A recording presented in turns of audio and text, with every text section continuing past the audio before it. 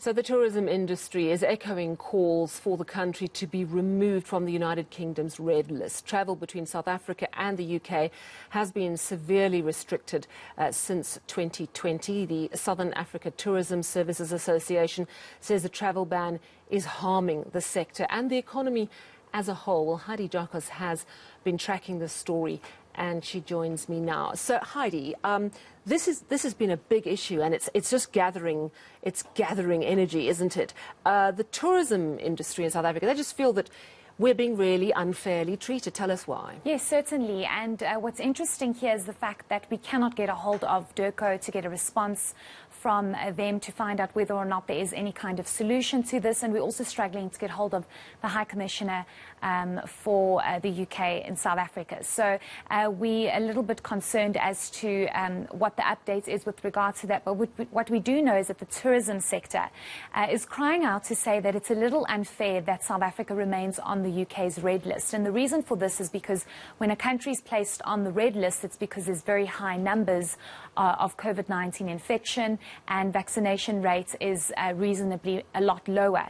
Even though our third wave was significantly higher and the COVID-19 numbers were quite alarming, it still wasn't compared to what other countries were experiencing, yet they have been taken off the red list. South Africa remains on the red list. This is extremely detrimental because it's not just for leisure travel between South Africa and the UK. It's also investment and trade. It's also sports. It's also academic.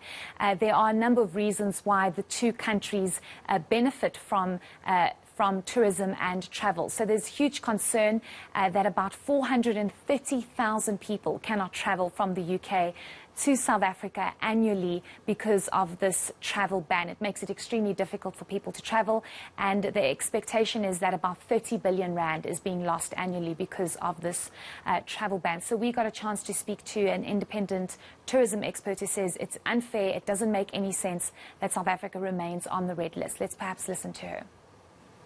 Most of the time, we've been below a lot of countries that have been on the amber list in terms of the number of new cases and sort of everything on the pandemic levels. We've been certainly lower than amber list countries, and now we're lower than many countries on their amber list: France, Germany, Spain, Turkey. So on that level, there's no reason. So the UK then says it's about variants, and predominantly the beta variant. But we are now at actually 0 beta variants in the last few weeks. And before that, about 0.5% of the variants in or the cases in South Africa were beta, and 95% were delta. And delta is the variant that's prevalent in the UK. So internally within the UK, they are freed up to travel based on their vaccines being effective against delta. And their vaccines are therefore obviously effective against South African delta cases. So there's no reason. Yeah, what she says makes a lot of sense.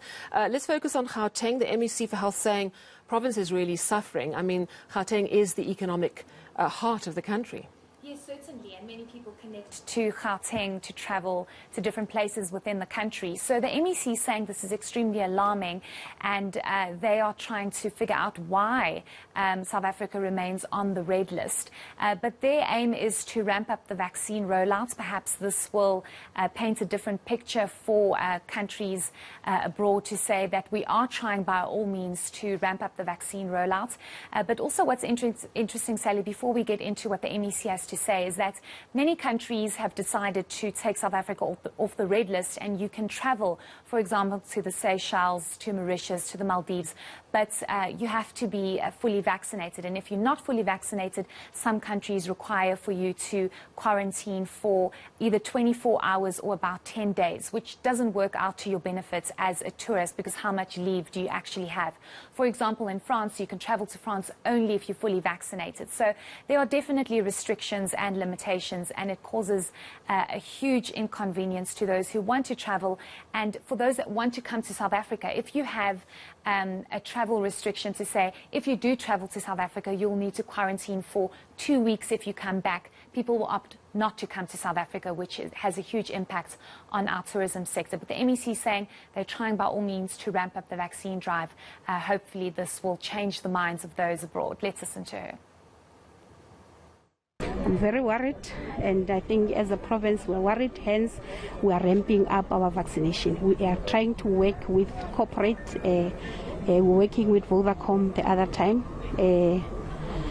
so that we can be able to make sure that a lot of people are vaccinated and we get out of the red list.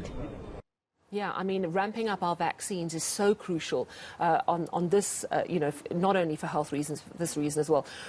What did the MEC say about Gauteng vaccine targets, and what do you know about nationally how we're doing? So we understand that the target was 10 million for Gauteng alone by December, but we understand that that has been cut by half to 5 million by December. Gauteng saying that they are confident that by the end of this week we would have administered 4 million vaccines in the province alone. The target is 100,000 per day. We are ranging between 60 to 70,000 per day.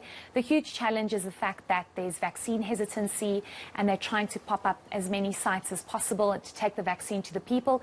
But also, Sally, the fact that many people will rather opt to have Johnson & Johnson and not Pfizer. And there's a small amount of Johnson & Johnson available in the country. In terms of nationally, we know that about 15 million vaccines have been administered in total.